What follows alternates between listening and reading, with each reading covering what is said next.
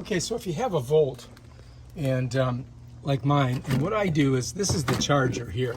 You'll notice I do not have it plugged in. What I did was, is I put in one of these special plugs, and this has its own fuse on it, and it's one of those GFCI, I think they call it, so that it has a fuse in it too. And I only plug this in when I'm charging the car.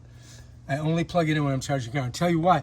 If you leave this plugged in and it has power to it, this thing's gonna melt. This is gonna melt.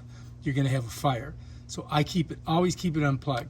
And so when I'm ready to go ahead and charge the car, what I do is I plug it in here, because this is hot, but as you can see, there's nothing plugged in. This is dedicated only for the car. And it's 110. And it takes about 8 hours to charge the car. So I'm gonna show you how I do it. All right, so basically all I do, lift her up, bring it over, and I just plug it in right here. Bam, done. Now it's ready to go. And now I can go ahead and plug it in the car. Take it, I got a little hook here. All right, so if you look, I'm plugged in, right? And this is in the on position. Then I just gotta grab this and plug it into the car.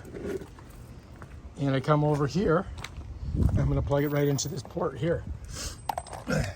All right, so to plug it in, you gotta have your fob. And what you're gonna do is you're just gonna click on that little, see that little plug thing? Click on it, it opens up the thing. And then I'm just gonna go ahead and push it right in there. Bam, plugged in. When you do that, you should see this light in front here pop on, and you hear a little beep.